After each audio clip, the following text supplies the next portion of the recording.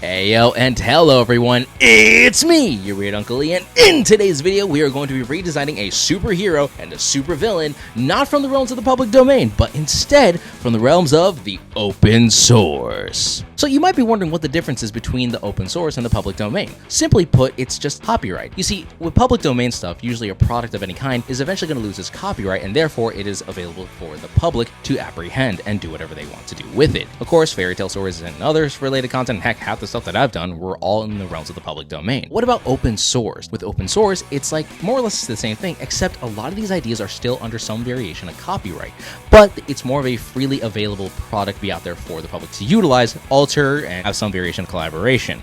So lots of differences. Please do your research into this. This is just a very brief description of, the concept of public domain and open source. But outside of that, let's actually get to the main concept of the video of having to redesign a villain and a hero. And I think this is actually going to be one of the most unique characters by far. So I think you guys heard enough of me talking. So how about we get drawing, open source, Amazing April, and Professor Poison. Let's go!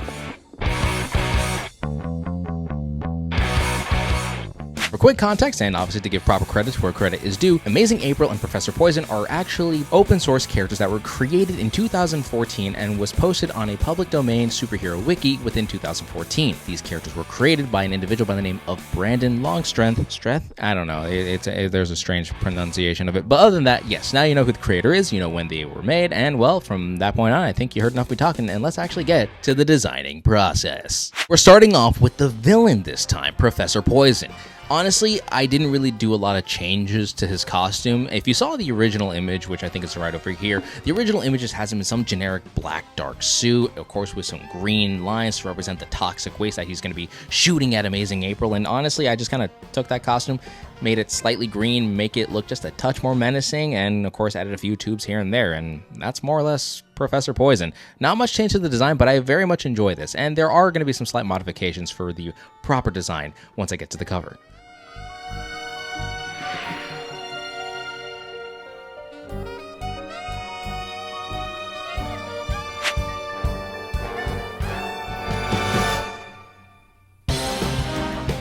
We draw the star herself, Amazing April. So going off of the more original design right over here, you can kind of see that I had some stuff to work with. I had relatively enough, but also I feel like this wasn't enough.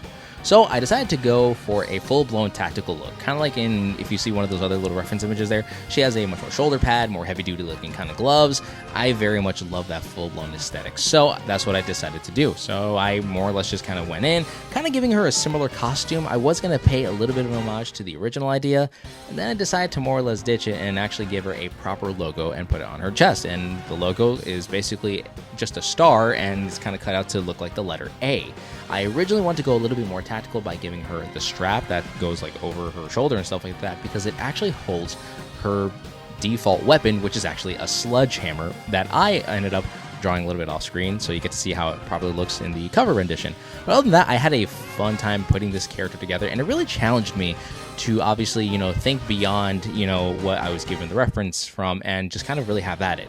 I also decided to go for a light and a dark aesthetic. So obviously Professor Poison's darker in color, and with Amazing April, pink is her primary color, so I wanted to add pink, yellow, and white. A bit of a strange color combination, but I very much enjoy the way this looks, and hopefully you guys enjoy it too. This is Amazing April.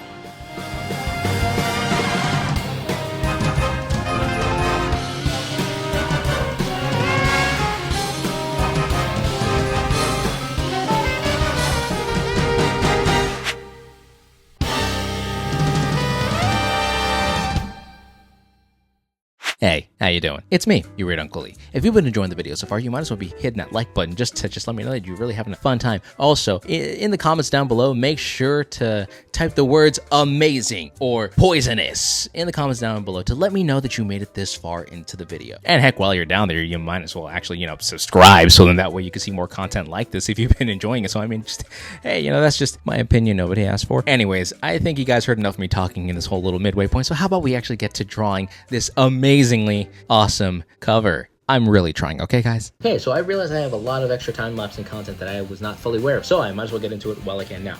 So you are currently seeing me kind of redesigning, but also repositioning the characters of Amazing April, and eventually I'm going to get to Professor Poison. But in this case, in Amazing April situation, I was trying to put her in a position where she's, essentially swinging her giant sledgehammer. And the sledgehammer inspiration, whenever you see it, it was a little bit inspired off of Amy's hammer from Sonic. So, hey, there's that. Not only that, though, eventually, as I was going through the pose, I decided to put her in a bit of a perfectly static standing kind of pose.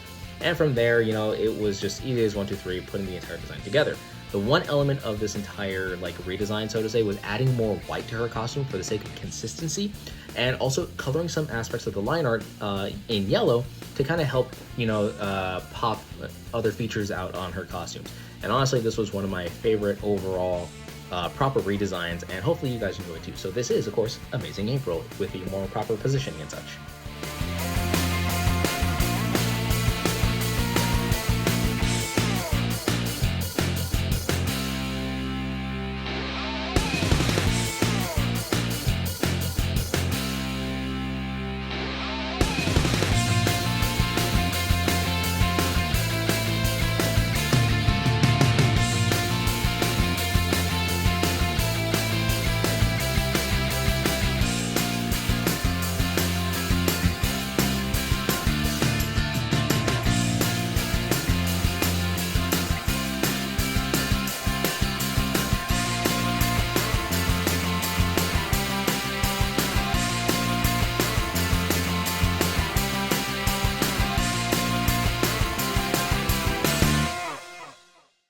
Now we get to Professor Poison. So in this case, I tried making him look as menacing as I possibly could. I tried putting him in more crouched positions, him trying to shoot his hand forward and whatnot, and some of them were okay, but instead, just for the sake of staticness and to just kind of make him in a perfectly one-note standing kind of position, I just made him look like he's just kind of putting his arm up as the gas would probably be shooting out from his gauntlets or whatever.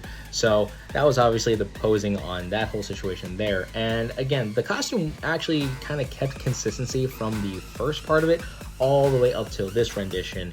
The only difference, I think, is just adding a few extra lines here and there, and that's honestly about it. There really wasn't much change to Professor Poison. His costume was simple, fun, it was just to the point, honestly.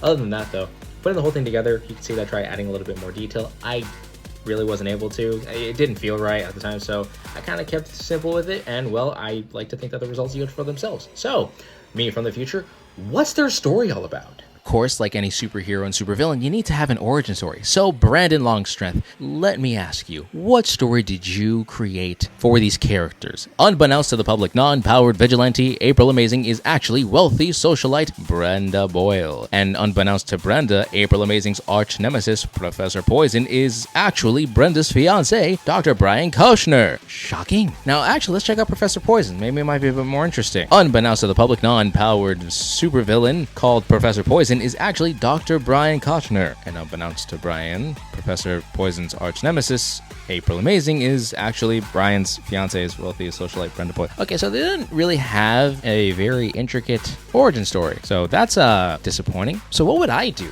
Honestly, when it comes down to the story, you gotta give them the reasons as to why they became a hero, why they became a villain, and seeing their perspectives all throughout. We can maybe say that Professor Poison is actually trying to take out the more toxic socialites and wealthy millionaires because it turns out they're not so good people. And maybe April Amazing is trying to get to those exact top tier kind of people to actually change and influence, maybe make a positive influence. They're not really making any potential changes because they're having this strange conflict with each other. I don't know. Well, what do you guys think? What would you guys do if you were given the ability to take April Amazing and Professor Poison? And also, do you guys like the more somewhat updated designs that I've done with the characters here? And do you enjoy the cover? Again, let me know in the comments down below. But other than that, enjoy. And there we go. We have our officialized, somewhat poster cover thing of Amazing April and Professor Poison. It's not necessarily a comic cover, but more like a fun little, I don't know, I just like the way this kind of came out. Not everything has to be a comic cover, and I kind of realized that. I'm really trying to save some more time on myself because, I'm actually working on some other stuff. But other than that, though, I really love the way this came out. I just love that the colors are popping, especially getting to see Professor Poison and Amazing April and just different dynamics, get to see how villainous Professor Poison looks and how heroic and underdogish and yet cocky that, Amazing April also happens to be like. What do you guys think of, again, my rendition of this poster, would you guys do anything different? What would you do for their origin stories? Let me know in the comments down below. But other than that, I think I am probably going to have to end the video here. Anyways, to my fellow weirdos out there, stay awesome, stay weird, and keep life to the easiest. Never forget that art inspires all, but you can inspire more. And never forget in any way, shape, or form to stay ultra.